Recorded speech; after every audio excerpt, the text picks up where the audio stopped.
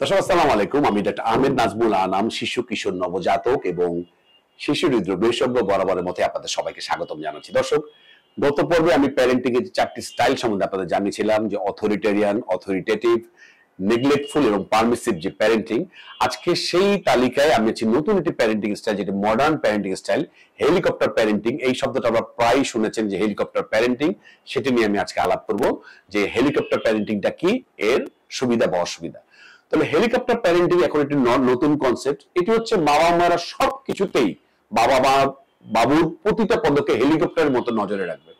বাবু পড়ে যাওয়ার আগেই, বাবু কান্না করার আগে বাবু এমন সিনারি তৈরি করে যেটা এই ঘটনা না ঘটে। বাবু সাহায্যের আগেই মা বাবার জায়গা মতো পৌঁছে যাবেন। বাবু একটা রিয়েল লাইফ যে একটা কনফ্লিক্ট সে যে নিজে হ্যান্ডেল করবে, সেই সুযোগই সে পাবে না। অর্থাৎ বাবুর কোনো কিছু বোঝার আগেই মা বাবার সেখানে পৌঁছে যাবেন এবং তার সমস্যার সমাধান মা বাবারাই করতে চাইবেন।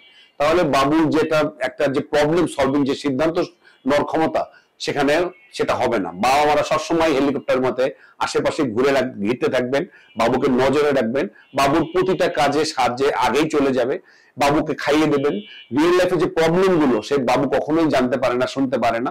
এরা জীবনে স্ট্রাগল করে, কারণ তারা সবসময় মনে করে যে মা বাবার একটা নজর তাদের উপরে আছে। হেলিকপ্টারের মতো মা বাবারা তাকে ঘিরে রেখেছে, ধরে রেখেছে, নিজে কখনো কারোর সাথে মিশতে পারে না। এরা সবসময় মা বাবার সাহায্য ছাড়া কোথাও চলতেই পারে না। সুতরাং এটা কিন্তু একটি প্রবলেম। তাহলে মা বাবা, বাচ্চারা একসময় মনে করে তাদের কাছে একটা সাফোকেশনের মতো মনে হয় যে মা বাবা সবকিছুতে তার উপরে নজরে রেখেছে। রিয়েল লাইফে এরা কখনোই কোনো কোপ আপ করতে পারে না এবং মা বাবার সাহায্য ছাড়া তারা কোথাও কিছুতে চলতেই পারে না। তো দর্শক, আমি মনে করছি যে হেলিকপ্টার প্যারেন্টিং কখনোই একটি আদর্শ প্যারেন্টিং হতে পারে না।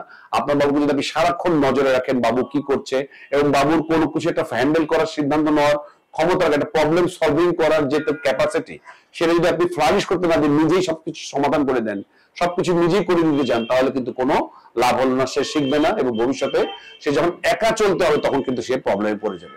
সুতরাং হেলিকপ্টার প্যারেন্টিং নিয়ে এখন কিন্তু বারবার বিভিন্ন জায়গায় চর্চা হচ্ছে। এই ব্যাপারটা আপনারা খেয়াল রাখবেন।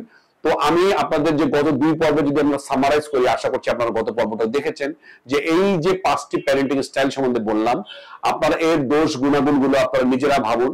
আপনারা মনে করুন যে কোন প্যারেন্টিং স্টাইলটা নিলে আপনার জন্য ভালো হয়। পারমিসিভ প্যারেন্টিং সম্বন্ধে বলবো, অতিরিক্ত হ্যাঁ বলা, বাবুর সবকিছুতে হ্যাঁ বলা যেমন খারাপ। নেগলেক্টফুল, আপনি বাবুকে সময় দিচ্ছেন না, সারাদিন বাইরে থাকেন, বাবুর কিন্তু বাবুর ডিমান্ড পূরণ করে দিচ্ছেন, তাদের আপনার সাথে কোনো আর্থিক যোগাযোগ হবে না। অথরিটেরিয়ান যে প্যারেন্টিং, তারা সবকিছুতে রুলস তৈরি করছেন, বাবুর নিজের মতের কোনো মূল্য নাই, এরা ইমোশনালি ভেঙে পড়ে। আমি বলবো এগুলো সবকিছু বিচার বিশ্লেষণ করে অথরিটেটিভ যে প্যারেন্টিং সেটি ভালো।